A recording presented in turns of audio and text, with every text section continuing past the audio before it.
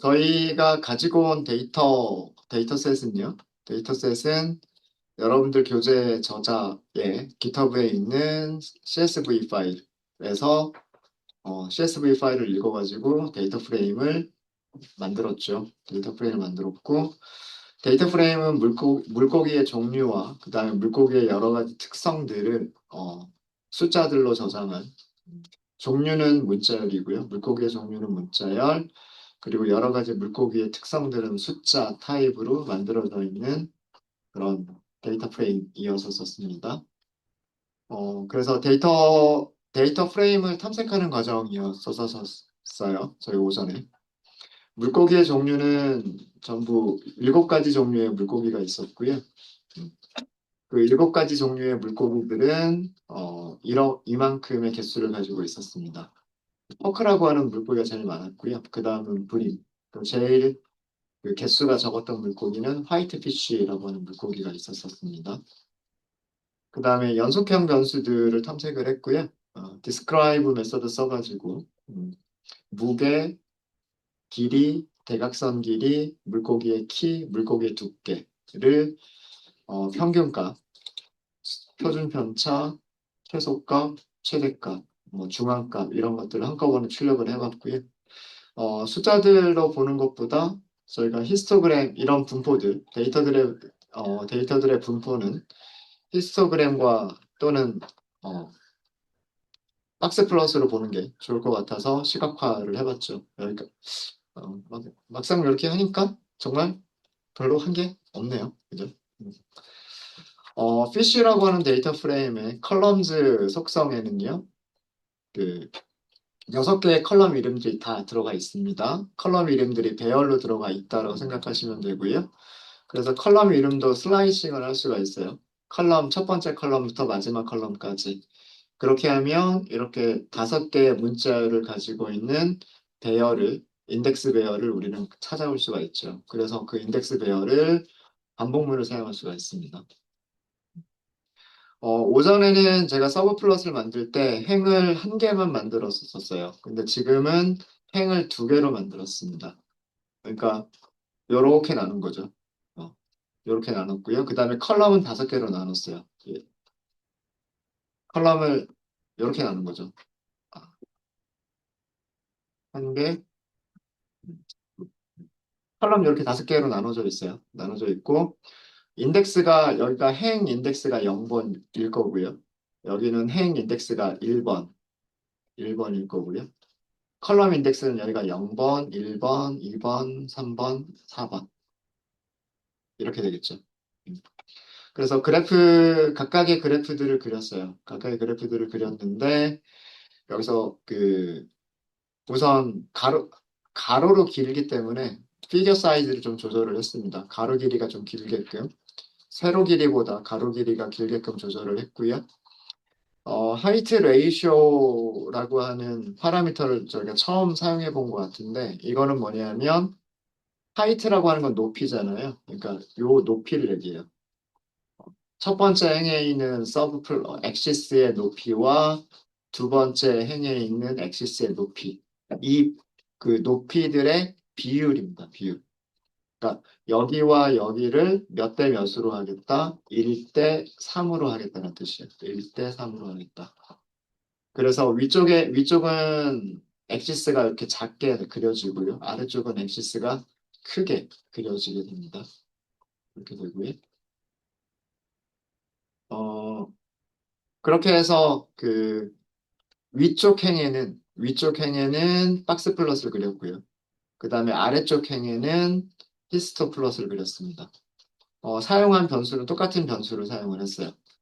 그러니까 같은 컬럼에는 같은 변수로 박스 플롯과 히스토그램을 그린 거죠. 이해되셨죠? 그래서 요 부분 추가했고요. 그 다음에 요거 함수 하나를 더 반복문 안에다가 추가한 것뿐입니다. 그래서 연속형 변수들의 분포를 보실 수가 있었어요. 무게, 그 다음에 길이, 대각선, 키, 그리고 두께라고 하는 것들을 볼 수가 있었고요. 대부분의 무게를 보면요. 대부분의 물고기들은 500g 미만이에요. 500g 미만의 물고기들이 대부분이고요. 500g보다 큰 물고기는 그렇게 많지는 않습니다. 그러니까 극단적으로 왼쪽에 치우쳐져 있는 양의 외도를 갖는 그런 분포고요.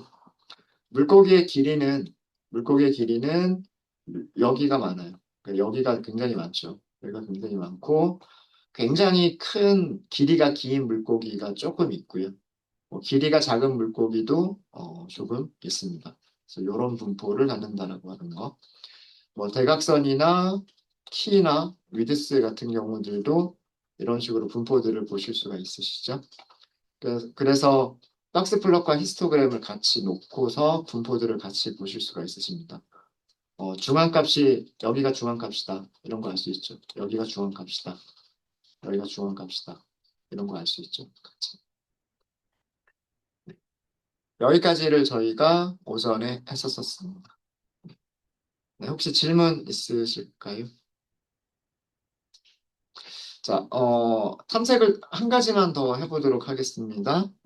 이번에는 상관관계, 그 변수들 간의, 변수들 간의 상관관계를 시각화해 보도록 하겠습니다. 선점도를 그려보시면 되겠죠. X축, Y축 바꿔가면서 그 선점도를 그려보시면 될 것 같고요. 모든 변수들에 대해서 선점도를 다 각각 그리실 때에는 C본 모듈의 페어 플롯이라고 하는 거 있죠. 기억나시죠? 가장 간단하게 그려볼 수 있는 게 페어 플롯 사용하시면 돼요. 데이터 프레임은 PC. 이렇게만 하시면 바로 그려지죠.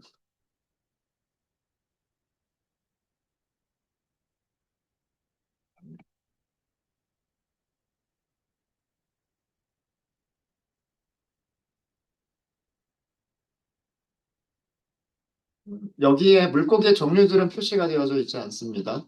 어, 그 길이와 대각선, 그 다음에 키, 그리고 위드스 이렇게 있고요. 무게, 여기 제일 위쪽에 무게 있죠, 무게.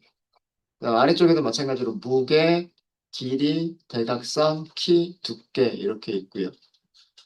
대각선에는 그 변수에 X축하고 Y축이 같은 경우잖아요. X축하고 Y축이 같은 변수인 경우에는 히스토그램을, 그 다음에 X축과 Y축이 다른 경우에는 X축, Y축 좌표대로 선점도를 그려주죠. 그럼 두 변수 간의 상관관계, 양의 상관관계가 있는지, 아니면은 음의 상관관계가 있는지, 그리고 상관계수가 클지 작을지 같은 것들을 알 수가 있죠. 지금 이런 거 같은 경우는 거의 일직선상에 나타나죠. 그죠? 네. 거의, 이런 경우는 그 상관계수가 거의 1에 가까운 상관계수를 보여줄 겁니다. 여기에 만약에 우리가 물고기의 종류들을 같이 보고 싶다라고 하시면 물고기의 종류들은 색깔로 표시를 해주시면 될 거예요.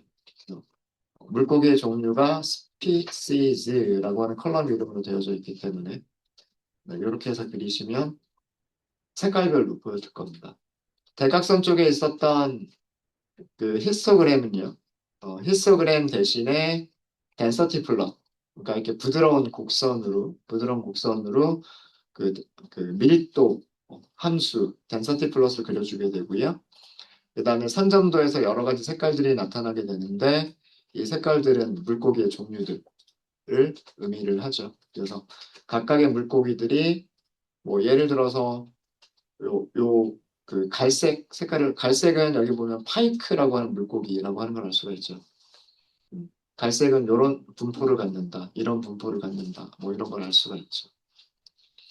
그래서 그 데이터셋을 이렇게 탐색을 해보다 보면은요, 그 물고기들을 분류하는 게 그렇게 많이 어려워 보이진 않습니다.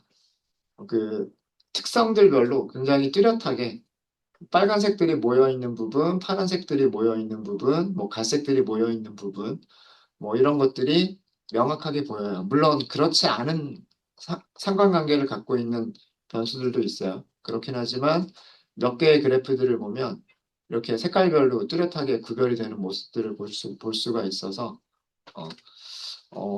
이 물고기의 무게, 길이 이런 그 수치들을 알면 분류를 할 수 있는 게 그렇게 많이 어렵지는 않을 수도 있을 것 같다라고 하는 거를 추측해 볼 수가 있어요. 네, 이렇게 해서 저희 데이터 탐색은 이 정도로 해서 마치도록 하겠습니다. 카테고리 변수, 그 다음에 연속형 변수, 그리고 상관관계, 뭐 이런 것들 이렇게 살펴봤고요. 자, 저희가 이제 본격적으로 머신러닝을 할 건데, 오전에 말씀드렸던 것처럼 저희는 무엇을 할 거냐면 물고기의 종류를 예측하는, 즉 물고기의 종류를 분류하는 문제를 할 거예요. 분류. 물고기들을 그래서 우리의 타겟은 스피시스, 종류가 우리의 타겟이에요. 이 타겟을 우리가 예측하기 위해서 사용할 변수들은 이렇게 있습니다. 5개를 이용할 수가 있어요. 5개를 이용할 수가 있는데, 뭐 전부 다 사용할 수도 있겠지만, 일단 저희가 문제를 간단하게 하기 위해서 문제를 조금 간단하게 할 거예요. 물고기의 종류가 전부 7개가 있었어요. 7개가 있었는데, 이 중에서 2개만 선택을 하겠습니다. 2개의 물고기를 A냐, B냐, 이렇게 분류하는 이런 문제를 이진 분류라고 얘기를 해요. 카테고리가 2개밖에 없는 그런 문제를 이진 분류라고 얘기를 합니다. 그래서 물고기 2개만 선택을 해서 A라고 하는 물고기냐, B라고 하는 물고기냐라고 하는 거를 예측해 보도록 할 거고요. 그 다음에 예측하기 위해서 저희가 사용할 변수는 마찬가지 2개만 사용하도록 하겠습니다. 사용할 수 있는 변수가 5개가 있지만, 그 중에서 저희는 무엇을 이용할 거냐면, 물고기의 무게와, 그리고 물고기의 길이를 이용하도록 하겠습니다. 2가지를 이용해서, 그러니까 물고기의 저울에다가 딱 달면 물고기가 몇 g인지 알 수 있잖아요. 그 다음에 물고기 길이는 이렇게 잴 수가 있잖아요. 그 2가지 특성을 알면 물고기의 종류를 알아맞힐 수 있을까? A라고 하는 물고기, B라고 하는 물고기를 예측할 수 있을까라는 걸로 저희가 문제를 조금 간단하게 만들어 볼게요. 자, 지금까지 말로 설명드린 거를 정리를 해드릴게요. 자, 우리가 하려고 하는 문제 정의.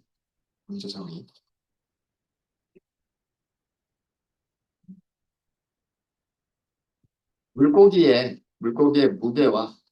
무게와 길이를 알면 물고기의 종류 중에서도요, 저희는 그 도미라고 하는 물고기가 있고요, 빙어라고 하는 물고기가 있어요. 음, 물고기의 종류 2가지를 예측할 수 있을까? 이거를 우리 문제로 하도록 하겠습니다. 그러니까 2개의 독립변수를 사용할 거고요. 무게와 길이라고 하는 2개의 독립변수를 사용을 해서 도미냐 빙어냐라고 하는 2개의 클래스, 그러니까 2개의 종류를 예측하는 이진 분류 문제로 간단하게 할게요.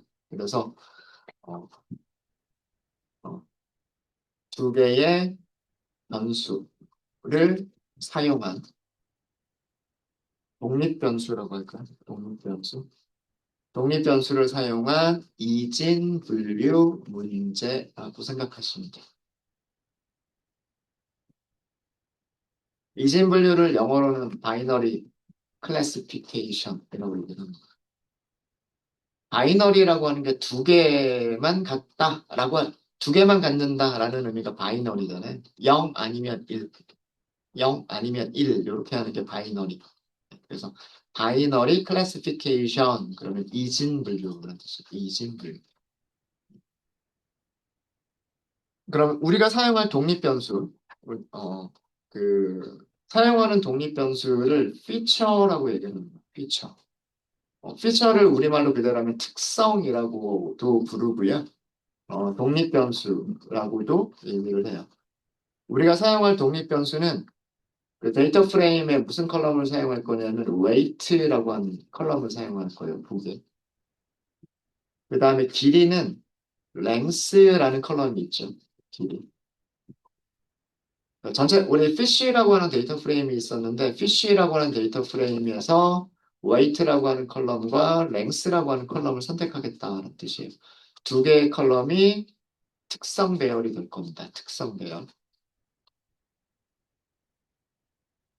그다음에 우리가 그 예측하려고 하는 대상, 우리가 예측하려고 하는 목표를 타겟이라고 부릅니다. 타겟.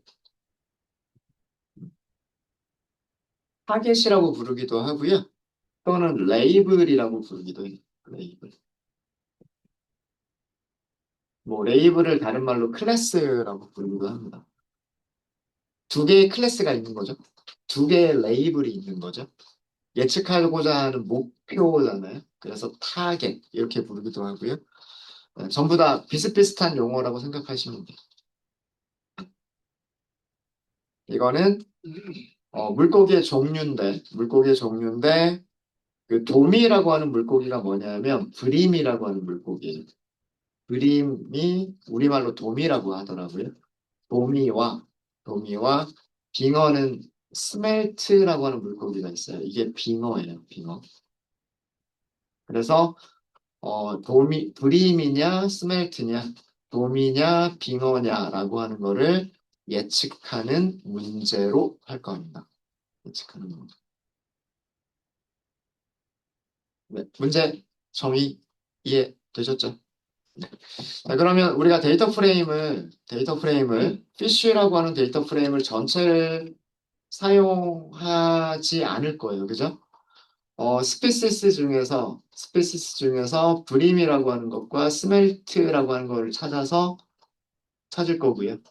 그 다음에 컬럼도 웨이트와 랭스만 사용을 할 거예요. 그렇죠? 네, 그렇게 할 거고. 그래서 데이터 프레임을 좀 줄여야 돼요. 데이터 프레임을 좀 줄여야 되고요.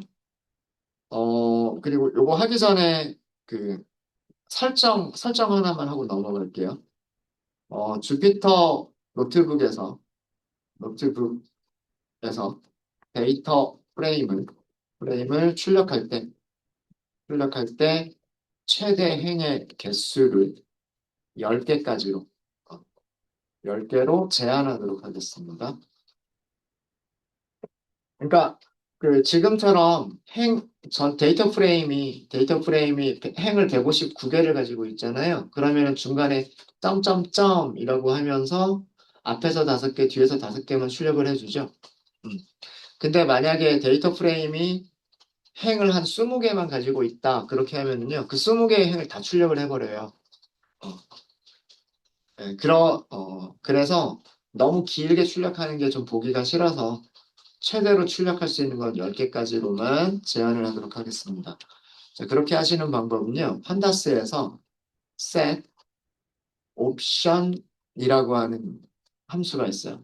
여기에 옵션 이름을 주시면 되는데 옵션 이름은 display x rows예요. 이게 옵션의 이름이고요. 여기를 10개로 하겠다 이렇게 하시면 돼요.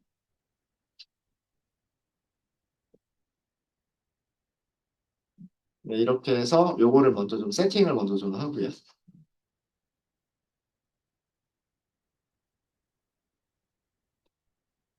자, 그 다음에 데이터 프레임을 축소를 시킬 겁니다. 축소를 시킬 건데, fish라고 하는 데이터 프레임에서 LOC 속성을 이용을 해서요. 우리 어떤 거를 찾아야 돼요? 브림이나 스멜트인 것만 찾으면 되죠. 자, 그래서 그 조건식을 쓸 거예요.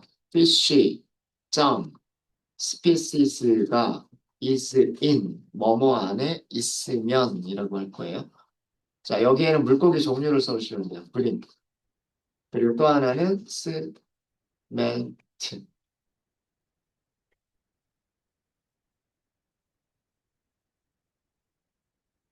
자, 이렇게 해서 DF 출력해 보시면 행의 개수가 줄어들었죠. 49개. 49개로 줄어들었습니다. 스피시스 보시면 물론 중간에 점점점 하고 생략이 되어져 있지만 아마도 브림하고 스멜트밖에 없을 거예요. 이해되셨죠? 이게 조건을 만족하는 행들을 찾는 거. 여기까지가. 그 다음에 우리는 타겟이 있어야 되고요. 그리고 weight와 length를 가지고 있으면 되죠. 컬럼을 선택하는 거죠. 컬럼은 두 번째 인덱스로 주시면 돼요. 컬럼을 세 개를 선택을 할 거죠. 무슨 컬럼을 선택을 할 거냐면 species, 그 다음에 weight, 그리고 마지막으로 length. 이렇게 세 개의 컬럼을 선택을 할 거죠. 자, 이렇게 해서 출력해 보세요. 그러면 이렇게 줄어듭니다.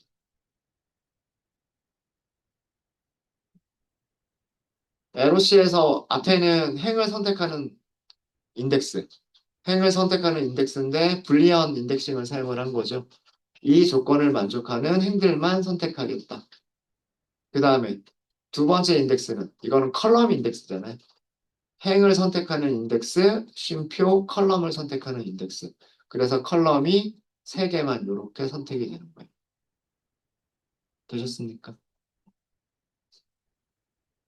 자, 그래서 데이터 프레임까지를 저희가 DF라고 줄여놨어요. 줄였고. 자, 그러면 정말로 브림하고 스멜트만 있는 건지 확인해 보도록 하겠습니다. 간단하게 카운트 플롯으로 확인해 보도록 할게요. 데이터 프레임을요, DF. 이제는 DF라고 하시면 되고요. X의 종류, species라고 하는 컬럼을 주시면 돼요. 자, 그리고서 plt.show. 네.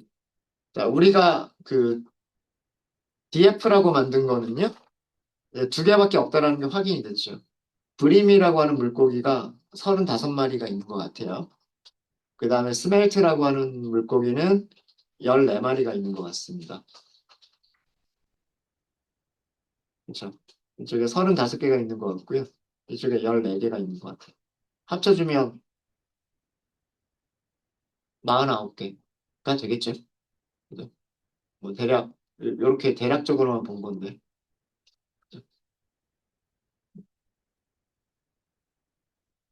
데이터 프레임의 행의 개수하고요. 데이터 프레임의 행의 개수. 그 다음에 카운트 플러스로 도미가 몇 마리가 있는지, 스멜트가 몇 마리가 있는지 이렇게 살펴본 거죠. 거의 한 1대2 정도 비율, 1대2가 조금 넘네요. 그죠? 스멜트, 빙어가 브림, 도미에 비해서 거의 절반보다 조금 안 되는 그런 숫자를 가지고 있습니다. 그죠? 자, 그 다음에 변수 두 개 있었죠. 독립 변수 두 개가 있었는데 무게하고 웨이트가 있었어요. 자, 이번에는 무엇을 그려볼 거냐면 y축에다가 웨이트, x축에다가 렌스, 길이. 그죠?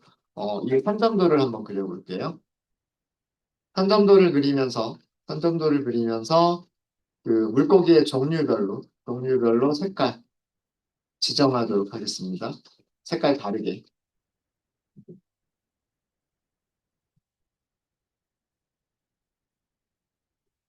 한번 그려볼까요? 어떻게 그리시면 돼요?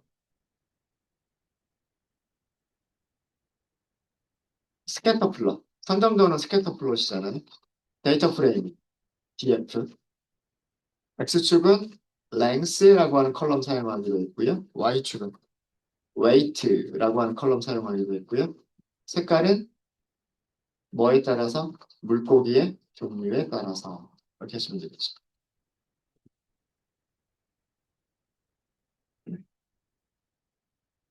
비교하기가 되게 좋겠네요. 그죠? 어,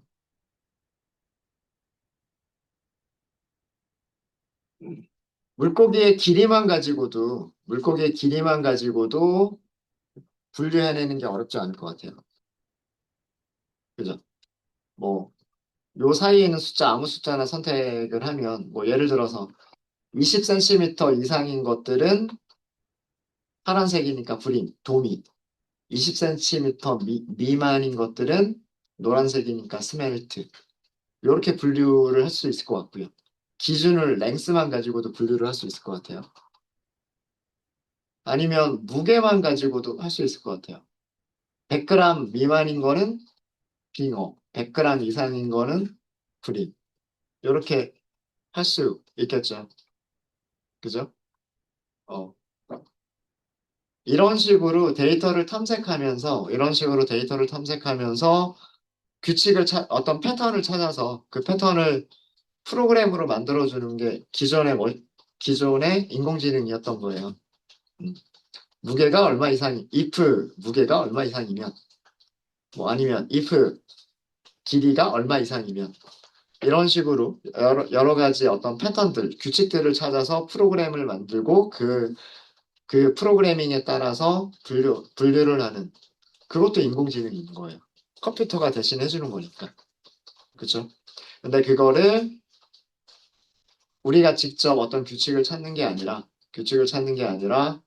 이 데이터들 안에서 기계가 스스로 데이터를 학습하게끔 하고 어떤 패턴을 찾게끔 해서 예측을 하도록 하자라고 하는 게 그게 머신러닝인 겁니다. 자, 이렇게 해서 저희는 문제 정의까지를 했고, 저희가 사용할 데이터 프레임을 DF라고 만들었어요. DF는 종류, 무게, 길이라고 하는 세 개의 컬럼을 가지고 있고요. 행은 49개. 그러니까 데이터가 그렇게 많진 않아요. 사실 이렇게 많지 않으면 사실은 성능이 안 좋을 수밖에 없어요. 근데 이건 연습이니까. 어, 몇 가지 저희가 그 데이터 프레임을 약간 조작을 좀 할 건데, 음, 우리가 사용하는 게 scikit-learn이라고 하는 패키지를 사용을 합니다. scikit-learn 패키지에 여러 가지 머신러닝, 그, 붙일까요? 머신러닝 알고리즘들은 데이터와, 타겟 배열을 구분해서 사용합니다.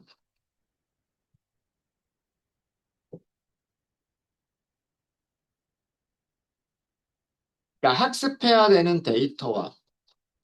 되는 데이터와 그 데이터에 붙어 있는 레이블, 이거를 서로 다른 배열로 만들어 주셔야 돼요. 다른 배열로. 데이터만 들어있는 배열을 특성 배열이라고 얘기를 한다. 피처 배열이라고 얘기를 하고요. 그 다음에 타겟들만 들어있는 배열을 그냥 타겟이라고 부르기도 하고요. 어, 타겟이라고 부르기도 하고, 레이블이라고 부르기도 합니다. 우리 레이블을 붙여준다라고 했잖아요. 음. 그러니까 물고기가 있으면 물고기한테 포스트잇을 붙인다라고 생각하시면 돼요. 뭐 이렇게 물고기가 있으면 이 물고기에다 포스트잇을 붙였는데 이 포스트잇에다가 브림이라고 붙인 거고 뭐 이렇게 생긴 물고기가 있었는데 요 물고기에는 스멜트라고 종이를 붙여준 거죠. 그게 레이블인 거예요. 레이블.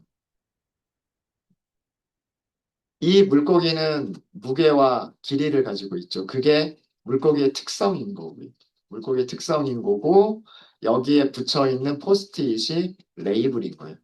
타겟인 겁니다. 이렇게 그 데이터와 레이블을 함께 머신러닝 모델한테 제공하는 것을 지도학습이라고 얘기를 해요. 지도학습. 그리고요, 또 하나, 사이클론 사이클론 패키지에서, 어, 특성 배열은, 특성 배열은 2차원으로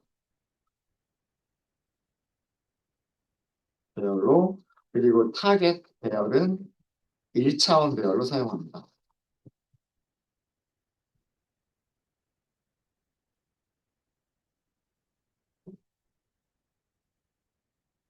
2차원 배열이니까 행과 열을 갖고 있다는 얘기죠. 그러니까, 사실 이거는 너무나 당연한 얘기인 게, 특성 배열은 물고기의 특성들만 모아둔 거예요. 첫 번째 물고기의 특성. 첫 번째 물고기의 특성이 뭐가 있어요? 무게와 또 길이가 있죠. 그 다음에 두 번째 물고기의 특성, 세 번째 물고기의 특성. 이런 식으로 물고기들의 그 특성들을 이렇게 모아두면, 그죠? 첫 번째 물고기, 두 번째 물고기, 세 번째 물고기. 이렇게 물고기들의 특성을 모아두면 그거는 몇 차원 배열이 돼요? 행과 열을 갖는 배열이 되니까 2차원 배열이 되겠죠. 그죠? 너무나 당연한 얘기예요, 사실. 그 다음에 타겟이라고 하는 거는 뭐냐면, 이 첫 번째 물고기가, 어, 이 첫 번째 물고기가 브림이냐, 뭐 돔이냐, 빙어냐, 이렇게 그 레이블을 붙여준 거잖아요. 네. 첫 번째 물고기는 브림이다, 돔이다. 두 번째 물고기도 돔이었었다. 세 번째 물고기는 빙어다.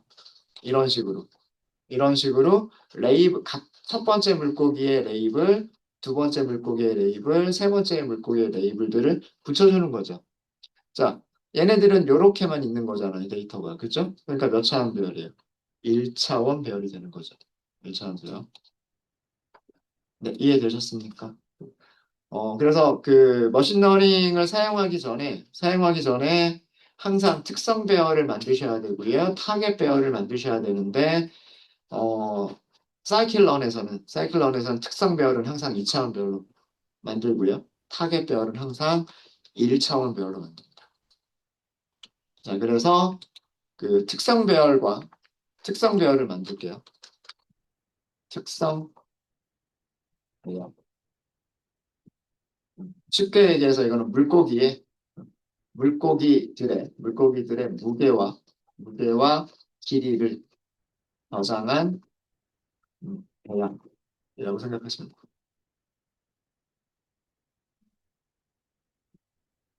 자, 우리는 데이터 프레임이 있었어요. 자, 이 데이터 프레임에서 컬럼 몇 개를 선택하면 돼요? weight와 length라고 하는 컬럼을 선택하면 되죠. 맞아요? 어, weight. 여기 리스트로 주셔야 돼요. 이 안쪽에 리스트로 주셔야 되고요. weight라고 하는 컬럼을 사용하겠다. 그 다음에 length를 사용하겠다. 이렇게 두 개를 선택해 주면 됩니다. 자, 이렇게 하면 컬럼 두 개만 선택한 데이터 프레임이 되죠. 이 데이터 프레임에서 values라고 하면 이게 2차원 배열이 되는 거죠. 첫 번째 물고기의 무게와 길이예요. 242g, 25.4cm. 두 번째 물고기의 무게와 길이예요. 290g, 26.3cm. 이런 식으로 해서 제일 마지막에 49번째 물고기예요. 19.9g, 그리고 15cm. 이렇게 된 거예요. 이해되셨죠? 자, 이거를 저는 변수에다가 저장을 할 겁니다. 특성은 독립변수라고 말씀드렸죠? 그래서 우리가 함수를 사용할 때 보통 y는 뭐 ax 뭐 이런 식으로 쓰잖아요. 우리가 찾으려고 하는 타겟은 y고, 그 다음에 독립변수는 x잖아요. 예, 그런 의미로 변수를 x라고 하도록 하겠습니다. x. 뭐, 출력 안 해보셔도 되겠죠? 뭐, 출력 해볼까요? 전부 출력하는 거는 너무 많으니까, 배열에 앞에서 5개 행, 그리고 모든 컬럼, 이런 식으로 확인해 볼 수가 있겠죠. 앞에서 5개 물고기만 출력을 해본 거예요. 그리고 컬럼은 전체 다 사용한 거죠. 이게 뭐예요? 슬라이싱. 2차원 배열 슬라이싱. 우리 어저께 한 거잖아요. 그죠? 뒤쪽에 있는 5개만 보겠다라고 하시면 끝에서 5개, 그리고 끝까지. 그 다음에 컬럼은 전부 다. 이런 식으로 하면 되겠죠. 어.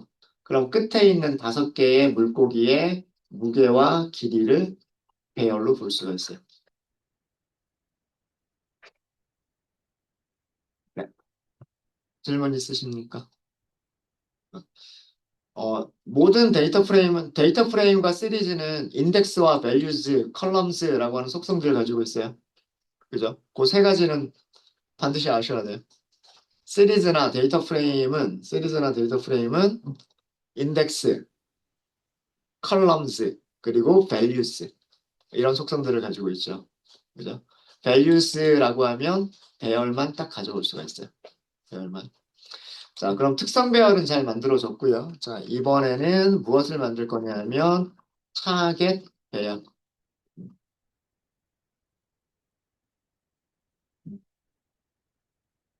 여기 2차원이라고 쓸게요. 타겟 배열은 그 뭐예요? 물고기들의 무엇을 종류를 저장한 1차원 배열이면 되지. 1차원 배열. 자, 그래서 타겟을 저는 Y라고 할 겁니다. 아, 일단 변수 만들기 전에 우리 데이터 프레임 중에서 무슨 컬럼이 타겟을 가지고 있어요? 스피시즈가 타겟을 가지고 있죠. 마찬가지로 이거는 데이터 프레임의 시리즈예요. 데이터 프레임의 시리즈니까 시리즈가 가지고 있는 values 속성을 사용하면 뭐가 돼요? 배열이 됩니다. 그죠? 시리즈나 데이터 프레임 전부 다 values라고 하는 속성을 가지고 있어서 values라고 하면 배열들만 가져올 수가 있어요. 그래서 우리는 이거를 뭐라고 저장할 거다? y라고 저장을 할 겁니다. 이렇게 저장을 하도록 할게요. 네, 내용 이해되셨습니까? 자, y 한번 출력 한번 해보시면요. 여기는 49개를 다 출력을 해도 그냥 요렇게 요 정도 안에 보이니까 자, 보시면은요. 49마리 중에서 네, 35마리가 전부 다 V. 그러니까 데이터 프레임이요. 딱 정렬이 되어져 있었어요. 물고기의 종류별로 정렬이 되어져 있었던 거예요. 불임들끼리만 쭉 어, 정리가 되어져 있었고 그 다음에 아래쪽에는 스멜트들만 쭉 하고서 정리가 되어져 있었던 거예요. 그러니까 데이터들이 섞여 있지 않습니다. 나중에 이거 되게 중요해요. 데이터들이 섞여 있느냐, 섞여 있지 않느냐, 무작위하게 섞여 있느냐, 아니면 지금처럼 깨끗하게 정리가 되어져 있느냐, 이거 나중에 되게 중요해집니다. 우리는 데이터들을 무작위로 섞어서 사용해야 되는 경우들이 생겨요. 생겨요. 네. 지금은 뭐 그냥 그대로 사용하겠습니다. 이 상태로 그냥 사용을 하고요. 어, 머신러닝이란 이런 과정으로 진행하는 거다라고 하는 그런 예제를 보여드리기 위해서 그런 거예요. 자, 이렇게 해서 우리는 데이터 프레임을 준비를 했고요. 데이터 프레임에서 어떤 거를 하겠다라고 하는 문제를 정의했고, 그 문제에 맞춰서 우리가 무엇을 만들었느냐? 특성 배열과 타겟 배열까지를 만들었어요. 특성과 배열까지를 찾았죠. 여기는 중간중간에 여기다가 넣을까요? 여기는 목차를 잠깐 좀 넣을게요. 특성 배열. 특성 배열을 만들었고, 그 다음에 그 밑에서는 타겟 배열을 만들었어요. 배열을 만들었어요. 자, 이제 우리는 컴퓨터한테 이런 데이터들을 학습시킬 준비가 된 거예요. 무엇을 하겠다라고 하는 게 됐고, 데이터들을 탐색해서 데이터들이 어떻게 있는지를 알았고, 필요한 특성들과 그 다음에 필요한 레이블들을 전부 다 레이블링을 했기 때문에. 그러니까 이 첫 번째 물고기는 브림이다라고 레이블을 했고, 마지막 물고기는 스멜트다라고 레이블을 했기 때문에 이제 레이블링이 되어져 있는 데이터들을 학습시킬 준비가 된 거예요. 그러면은 이제 그 다음 단계, 이제 할 단계는 뭐냐면 머신러닝 모델을 선택을 하고요. 머신러닝 모델을 선택해서 그 머신러닝 모델을 훈련을 시키는 거예요. 훈련시킨다 또는 학습시킨다라고 얘기를 합니다. 머신러닝 모델이 데이터들을 학습하도록 시키는 거예요. 자, 우리가 선택한 모델은 KNN이라고 하는 알고리즘입니다. 우선 학습시키기 전에 요거 잠깐 내용을 간단하게 좀 설명을 드리고 넘어갈게요. KNN 알고리즘. KNN 알고리즘에 대해서 잠깐 설명을 좀 드리고 넘어가도록 하겠습니다. KNN은 뭐의 약자냐 하면 K, 뭐 K는 소문자로 쓰기도 하고 대문자로 쓰기도 하고 상관은 없고요. 니어리스트, 니어리스트, 네이버스의 약자예요. 그래서 우리말로 하면 K계의 K계의 가장 가까운 이웃션, 최근적 이웃이라고 하는 알고리즘이에요. K계의 가장 가까운 이웃들을 사용한 알고리즘이다라고 하는 겁니다.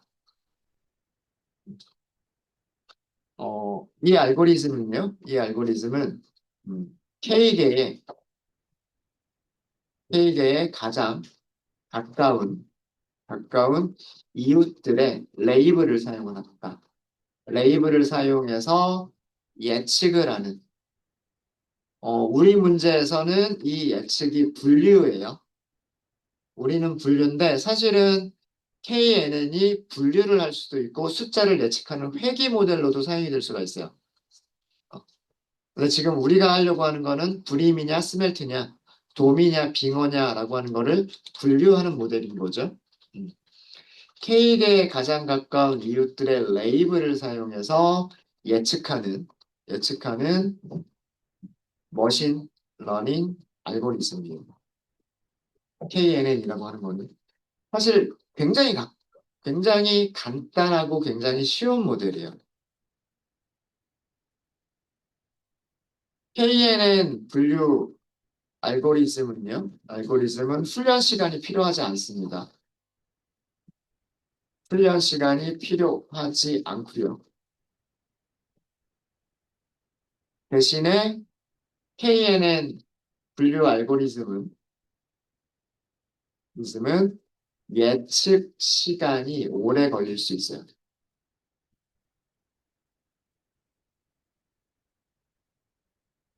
이게 단점이에요. 장점은 훈련 시간이 거의 필요하지 않다. 단점은 예측하는데 시간이 오래 걸릴 수가 있다. 이게 단점입니다.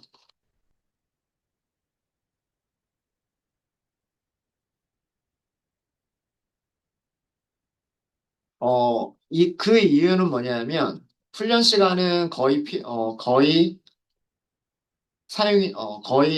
들지 않는데, 예측 시간이 오래 걸리는 이유는 뭐냐면, 훈련 데이터와 테스트 데이터 사이의 거리들을 계산한 후에 가장 가까운 K개의 거리를 찾기 때문에 그렇습니다.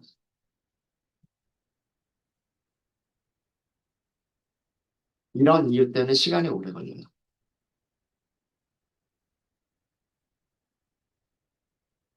그리고 여기도 약간 그 보충을 좀 할게요. K에게 가장 가까운 이웃들의 레이블을 사용하는 머신러닝 알고리즘이고요. 그래서 레이블이 필요한 알고리즘이기 때문에 지도학습 알고리즘이에요. 지도학습은 영어로 supervised learning이라고 얘기를 합니다. 지도학습 알고리즘 중에 하나이고요. 그리고 어떤 수학적인 모델을 찾는 게 아닙니다. 수학적인 방정식을 찾는 게 아니에요. 뭐 y는 ax 더하기 b 뭐 이런 식의 수학적인 방정식을 찾는 게 아니라 정말로 단순하게 나한테서 제일 가까운 게 누구냐? 라는 걸 찾는 거기 때문에 사례 기반 학습이에요. 사례 기반 모델이에요. 사례를 예제라고도 얘기를 합니다. 예제 기반 모델이에요. 알고리즘이라는 뜻입니다. 그러니까 오전에 그 사람의 감독이 들어가느냐 들어가지 않느냐에 따라서 지도학습이냐 비지도학습이냐라고 나눈다 그랬죠. 그 다음에 수학적인 모델을 만들어내느냐 만들어내지 않느냐에 따라서 사례 기반이냐 모델 기반이냐라고 한다 그랬죠. 어, 이거는 사례 기반 알고리즘 이렇게 할게요. 사례 기반 알고리즘.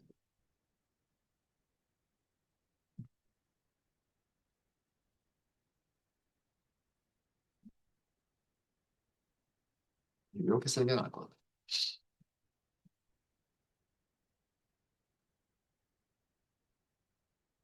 사실 코드는요 굉장히 간단해요. 코드는 굉장히 간단하고요.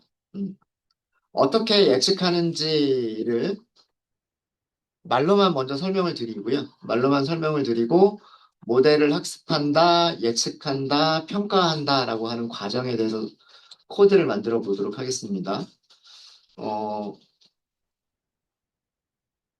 네. 정리 다 되셨을까요? 음, 자, 정리 다 되셨죠? 자, 우리가 위쪽에서 물고기의 무게와 물고기의 길이를 그 산점도로 그린 그래프가 있었어요. 얘네들이 훈련 데이터예요. 훈련 데이터. 49마리의 훈련 데이터예요. 우리는 이 49마리의 물고기의 특성들, 무게라고 하는 특성과 랭스라고 하는 특성을 KNN이라고 하는 머신러닝 알고리즘한테 줄 거예요. 근데 주면서 여기 있는 물고기는 브림이다라고 알려줄 거고요. 여기 있는 물고기는 스멜트다라고 알려줄 거예요. 그러니까 레이블링이 전부 다 되어져 있는 데이터들이죠. 그죠? 랭스가 얼마인지라고 하는 특성과 웨이트가 얼마인지라고 하는 특성과 그 다음에 그런 물고기는 브림이다라고 하는 레이블이 다 있어요. 무슨 얘기인지 아시겠죠? 그래서 KNN은 얘네들을 기억하고 있어요. 얘네들을 기억하고 있다가 어떤 새로운 어, 브림인지 도미인지 죄송합니다. 브림인지 스멜트인지 도미인지 빙어인지 도미인지 빙어인지 모르는 어떤 물고기가 한 마리가 있어요. 뭐 한 마리일 수도 있고 여러 마리일 수도 있어요. 근데 그 물고기의 길이는 우리가 잴 수 있잖아요. 그죠? 물고기의 길이 잴 수 있고 물고기의 무게도 저울로 달아볼 수 있잖아요. 그죠? 그래서 그 우리가 알고 있는 거는 뭐냐면 그 물고기가 길이가 얼마고 무게가 얼마인 물고기가 있는데 이 물고기가 도미냐 빙어냐라고 하는 거를 컴퓨터한테 네가 알아맞혀 봐라고 하는 거잖아요. 그게 머신러닝이에요. 그죠? 너무 어렵게 생각하지 마세요. KNN은 그 어떤 그 모르는 물고기가 들어왔을 때요. 모르는 종류를 모르는 물고기가 들어왔을 때 특성들은 알고 있으니까 특성들은 알 수 있으니까 자기가 가지고 있는 학습 데이터와 비교를 한다. 비교를 하는데 KNN은 뭘 비교를 하는 거냐면 거리를 계산해요. 여기서부터 여기까지 거리 계산할 수 있죠. 거리 계산하는 공식은 뭐 x 빼기 x1 제곱 더하기 y 빼기 y1 제곱 거기다 루트 이게 거리를 계산하는 공식이잖아요. 그래서 여기서부터 여기까지 거리를 계산할 수 있단 말이에요. 여기서부터 여기까지 거리를 계산할 수 있단 말이에요. 여기서부터 여기까지 거리도 계산할 수가 있겠죠. 이렇게 거리를 다 계산해요. 그럼 거리를 몇 개를 계산할까요? 49개의 거리를 계산하게 됩니다. 컴퓨터가 알고 있는 물고기는 49마리밖에 없으니까. 그죠? 어떤 물고기가 이렇게 들어왔을 때 49개의 거리를 계산해요. 자기가 알고 있는 데이터에 대해서. 그러면 거리들을 다 계산했으니까 그 중에서 가장 짧은 거리 5개를 선택할 수가 있겠죠. 뭐 아마 요 근방에 있는 녀석들 아닐까요? 가장 짧은 거리. 그죠? 49개의 거리들 중에서 가장 짧은 거리 5개를 딱 K개를 선택을 하는 거예요. 이 K는 우리가 지정할 수 있어요. 가장 가까운 거리 3개만 선택해라. 또는 가장 가까운 거리 5개만 선택해라. 이런 식으로 우리가 지정하는 값이에요. 그러면 가장 가까운 이웃들을 찾았죠.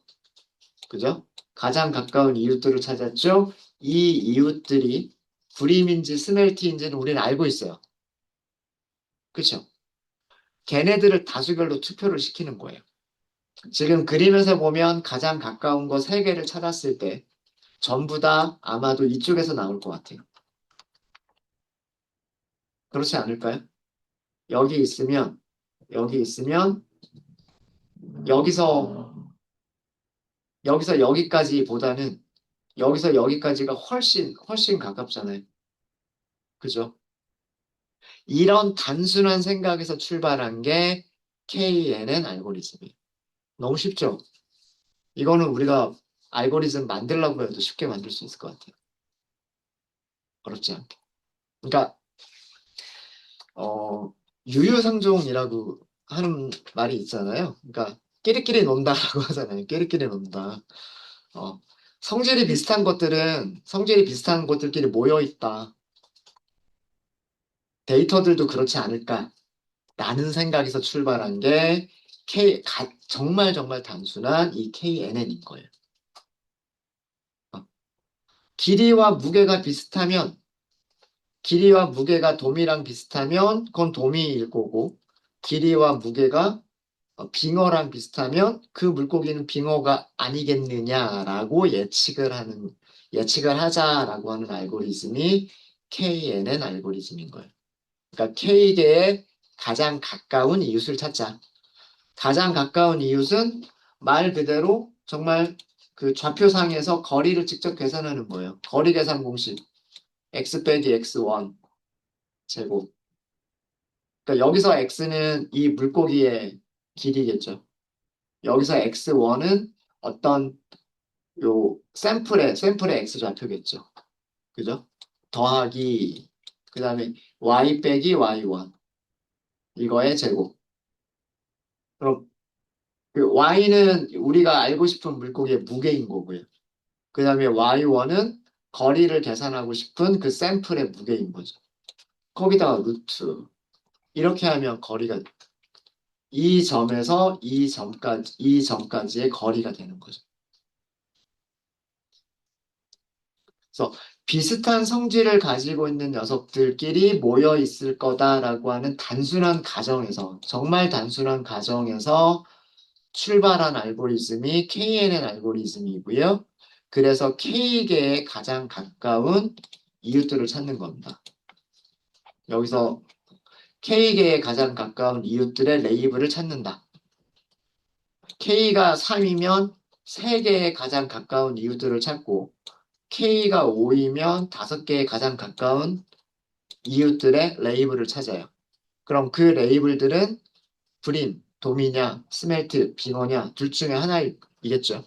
그리고 다수결로 하면 브림이 가장 가까운 이웃들 중에서 도미가 많으면 도미라고 예측을 하고 가장 가까운 이웃들 중에서 빙어가 많으면 빙어라고 예측을 하겠다라고 하는 게 K 최근접 이웃이라고 하는 알고리즘의 기본적인 생각인 거예요. 어렵지 않죠? 어렵지 않죠? 그죠? 네. 정말 간단한 알고리즘이에요. 이렇게 간단한 알고리즘인데도 불구하고 정말 많은 데이터셋에서 좋은 성능을 보여주는 경우들이 많습니다. 비슷한 특성을 가지고 있는 것들끼리 비슷한 클래스일 가능성이 많기 때문에 그래요.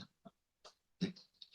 그래서 그 레이블이 있어야 되는 거기 때문에 지도학습, 슈퍼바이즈드 러닝이고요. 그 다음에 그 가지고 있는 데이터와 비교를 하는 거기 때문에 가지고 있는 예제를 기반으로 하는 거기 때문에 사례 기반 알고리즘이라고 얘기를 합니다. 장점과 단점은 뚜렷하겠죠. 훈련하는데 시간이 걸리지 않아요. 훈련한다라고 하는 거는 어떤 수학적인 모델을 찾기 위해서는 어, 수학적인 모델을 찾는 과정에서는 시간이 오래 걸릴 수가 있어요. 근데 이거는 수학적인 모델을 찾는 게 아니죠.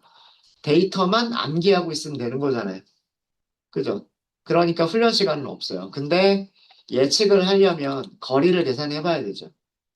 지금은 시간이 얼마 안 걸릴 거예요. 왜 그러냐면 거리를 몇 개만 계산하면 되냐면 49개만 계산하면 돼요. 음. 어떤 물고기 하나의 그 종류를 예측해 보기 위해서 거리 49개를 계산하고 그 중에서 가장 가까운 5개만 뭐 K개만 선택하면 되는 거란 말이에요. 정렬해 가지고. 가장 짧은 거 5개만 선택하면 되는 거예요. K개만 선택하면 되는 거예요. 근데 만약에 훈련 셋이 많아지면 많아질수록, 그러니까 우리가 가지고 있는 샘플들, 비교하기 위해서, 그죠? 비교하기 위해서 가지고 있는 샘플들이 많아지면 많아질수록, 예를 들어서 도미도 뭐 한 1000마리 정도 수집을 하고, 그죠? 도미 1000마리의 무게와 길이를 다 우리가 데이터 프레임으로 만들고, 빙어도 한 1000마리의 무게와 길이를 다 측정을 해서 가지고 있고, 그럼 2000개가 되겠죠. 가지고 있는 샘플들이 2000개가 되겠죠. 그럼 물고기 한 마리에 가장 가까운 이웃들을 찾기 위해서 거리를 몇 번을 계산을 해야 돼요. 2000번 계산해야 돼요. 물고기 하나당. 물고기 하나당 거리 2000개를 계산한 다음에 그거를 다시 정렬을 해가지고 가장 짧은 거 다 K개를 선택을 해야 돼요. 네, 그럼 샘플이 많아지면 많아질수록 물론 정확도는 좋아질 거예요. 가지고 있는 샘플이 많으니까 가장 가까운 이웃들도 더 정밀하게 선택을 할 수는 있겠죠. 그렇긴 하겠지만, 어, 거리들을 계산하는 양들이 많아지기 때문에 예측하기 위해서 계산해야 되는 거리들이 많아지기 때문에 예측할 때 시간이 오래 걸릴 수 있다라고 하는 게 이게 그 KNN의 단점이에요. 네, 이렇게 개념만 설명을 드렸고요. 코드는 다음 시간에 저희가 한번 만들어 보도록 하겠습니다. 코드는 별로 진짜 어렵지 않아요. 코드는. 네, 혹시 질문 있으십니까? 질문 없으세요?